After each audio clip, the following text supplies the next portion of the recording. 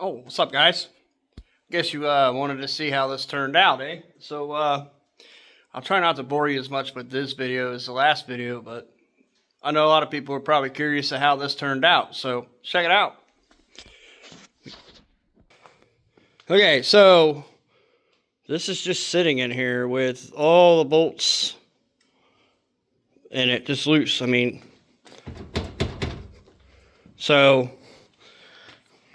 here's our butchery bodywork that we did, and it actually lines up with the factory alignment hole in here.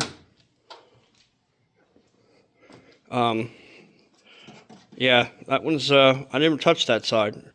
But what I had to do with this core support was all this area here was mangled. And so was that.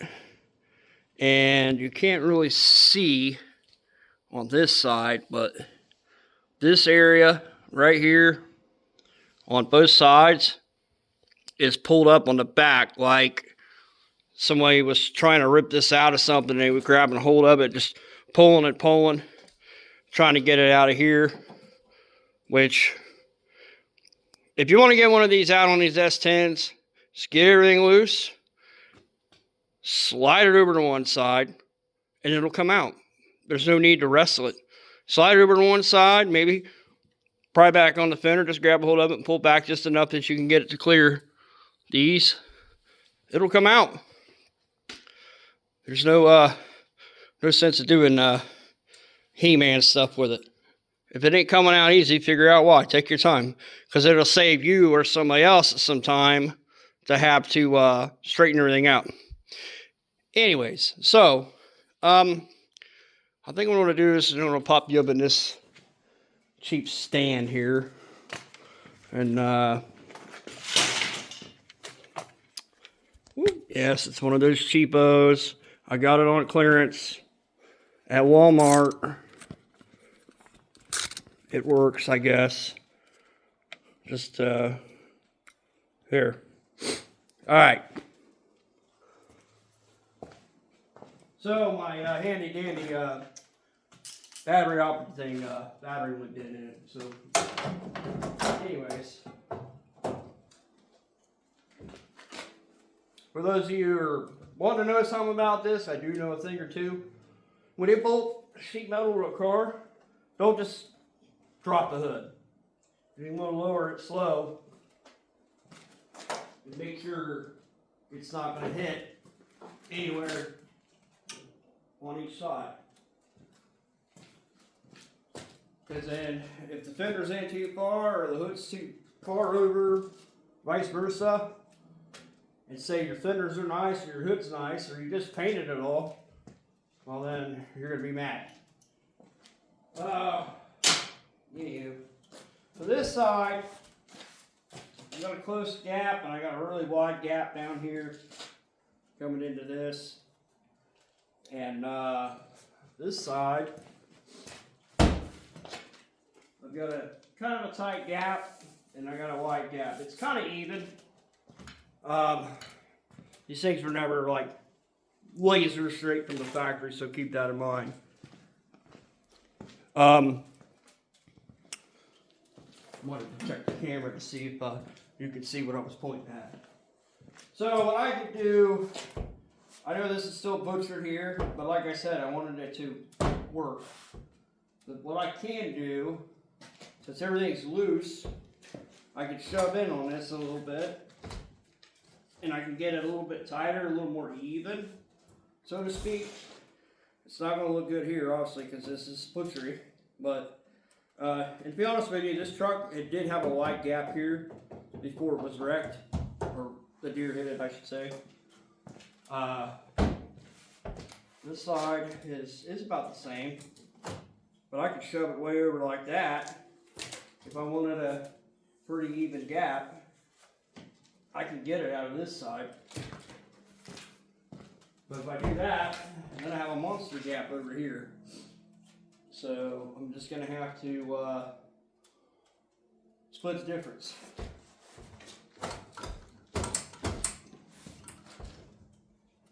And just deal with it. So right there, I don't know, 1/8 inch to, let's go before the center's bent, about my finger width. This is tighter, but it's about the same down here, so I'm probably going to roll with it that way. So what I'm going to do now is I'm going to start tightening some of these bolts. Now, I probably should start with the core support mounts, so that's in one spot, but I do want to kind of get it that way just a little more to kind of maybe tighten this gap up. So, I mean, I can always take this bolt out and thermal out the hole for the bolt and give me more room, which is, they do that. I do know that. So, I left the hood latch off because obvious reasons. So, I don't think I'm going to get that core support over any further. But, I need to snug it down so it don't move. I may just go ahead and cheat it a little bit here if I can. Somehow. No, let's see here. I don't want to pry there because that's the airbag sensor. How can I do this? Ideally, if I put a ratchet strap on it and have something to pull, I can pull it that way. I think what I'm just going to do is lay into it and try to tighten it. Let's see how that works. Let's get one side down. Wrench ready.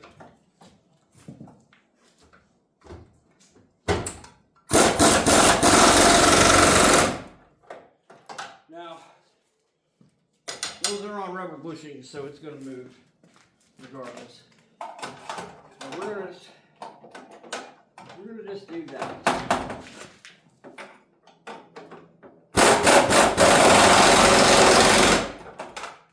Okay.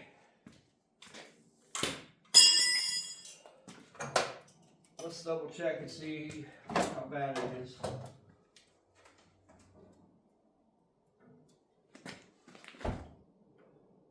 So about the same there. Plus, I did have to do some shredding of this hood too, so it could be in the hood as well. I can kind of probably do that. Let's do this. See how much movement we get. Okay, we get a little more out of the fender this way. So I push that as hard as I can. That's about straight. So, kind of sucks because my battery's dead in my other tool, so I've got to do it the hard way.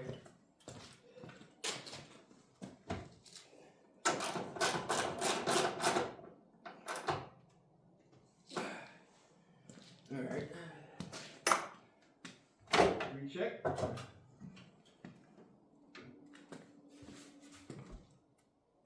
Look at that. I can live with that. Like I said, I know it's not perfect. And the reason I'm doing this is to kind of point out some things that you can do if you're trying to do something nice. Some tips. You know, like I said in the last video, I'm not a body man, but I've been around a lot of body men, and I've been in and out of body shops. My buddy owns one. I've got buddies that are body men, and I picked up things along the way. So I figure at least I can do is share it with you. Now, this hood here, I think is off of Bravada, but I also think Sonoma has the same. I may have mentioned that in another video, but I can live with that. It's functionable. Yeah, the hood's white, so it's not going to be that big of a deal. Now on this side, I don't know, we'll just see. Just for laughs, let's see if we can do some Pebble Beach stuff that's not really Pebble Beach. I don't think that one's going anywhere. Man, that one's too tough. No, it doesn't. We're just going to have to live with it.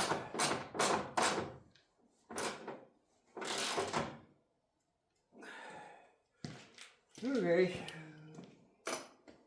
let's double check it. Triple check it. Put this down.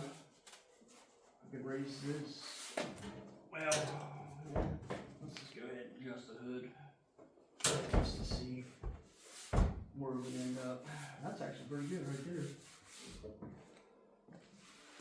I think the hinge might be bent back here because it is high up right here. I may have done that when I wedged the 2x4 to hold the hood up. Who knows? This one could go up just right.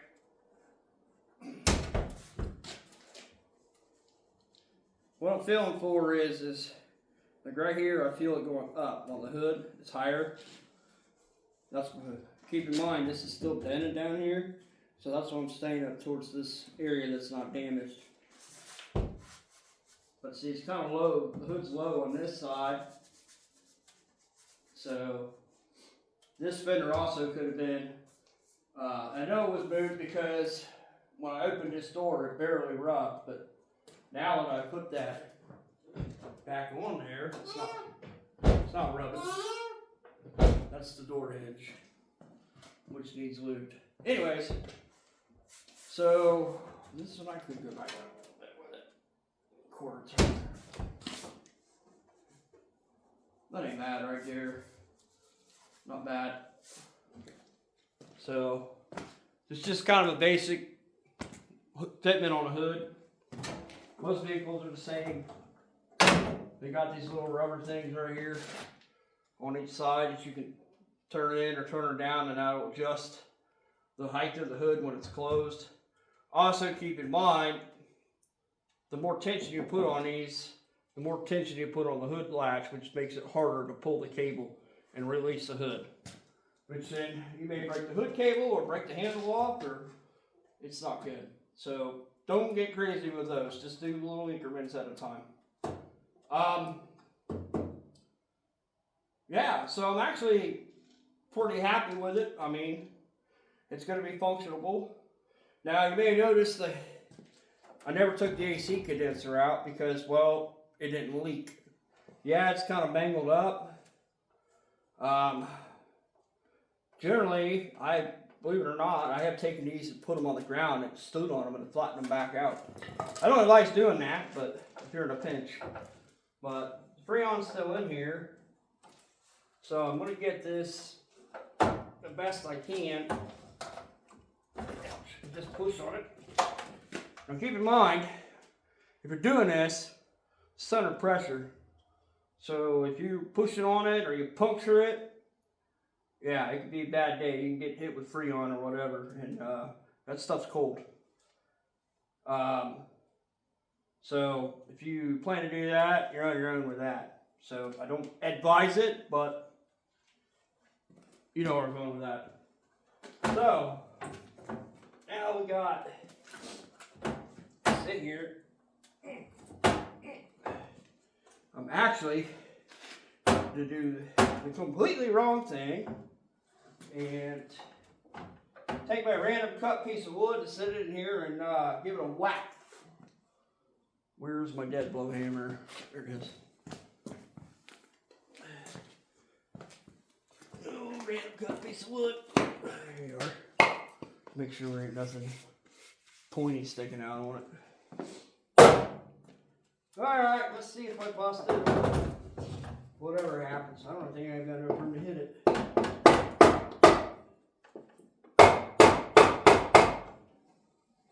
Nope, I don't have enough room. There's a big bowl down right here.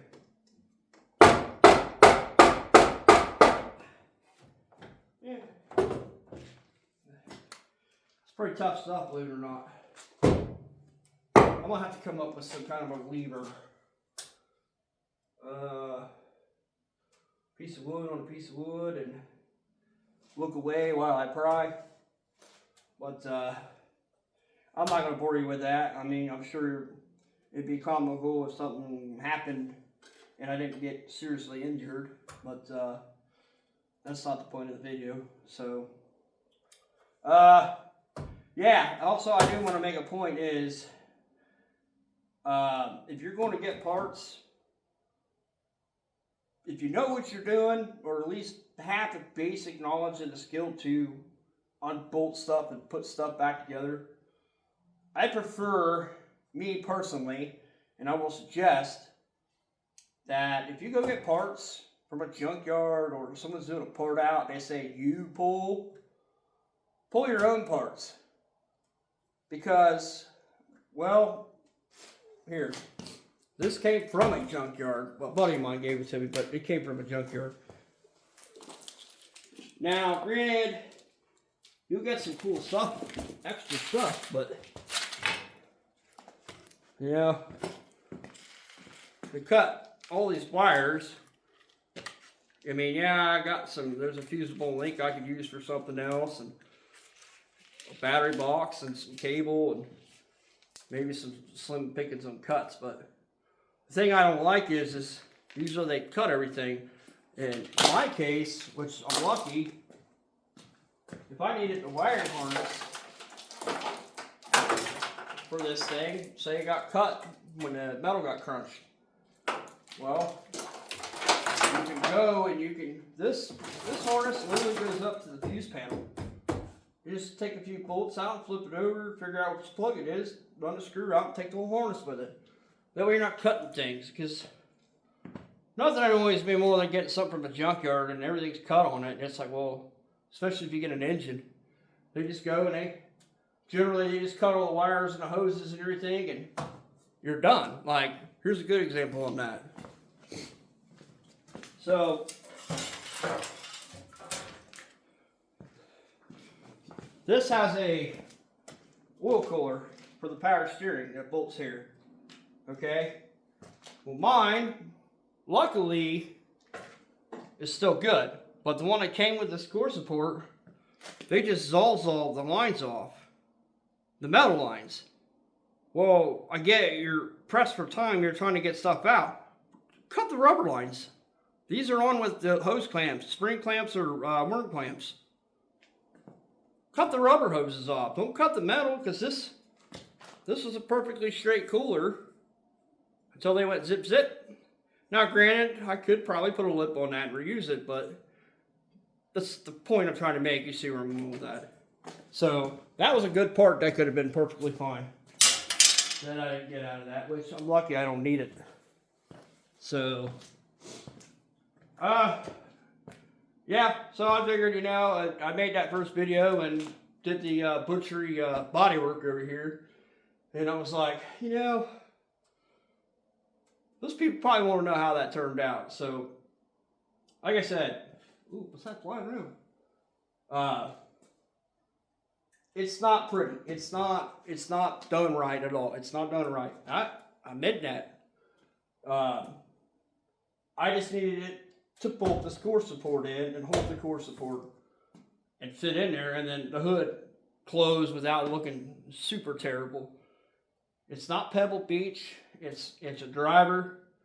It's just kind of a thing to let you guys know, like, hey, you know, if you need to fix something, you know, if you need to get from point A to point B, it's functionable. It'll work.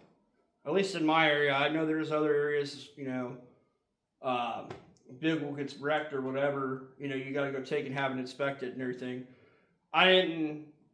This was just a simple deer hit. I'm fixing it on my own because they would have totaled this truck out if I would have went to the insurance company and said, hey, I hit a deer, and they'd be like, oh yeah, well, it's 2003 with almost 200,000 miles on it. This repair here at Body Shop probably would have been over $3,000, especially trying to match paint and everything. No, I'm just going to fix it myself, because eventually, maybe, I'm thinking, this old 4.3 is getting a little smage on it. That's what I'm trying to say. So, it's 4-wheel drive. It's a crew cab. It's not in terrible shape. It's got the usual rust and the rust belt for these. It's not as bad as most of them around here, but I'm thinking some V8 swap. Maybe. I don't know. guess we'll just have to wait and see. If it happens, it happens. If it don't, it don't. But right now, it ain't gonna happen because one, I can't afford it, and two, I need to drive it. So that'll be a project for the back burner. I'm sure you'll see this one again. And I just want to thank y'all for watching, and hopefully you guys got something out of it.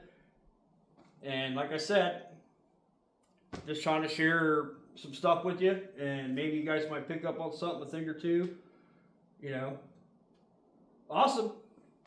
Later, guys.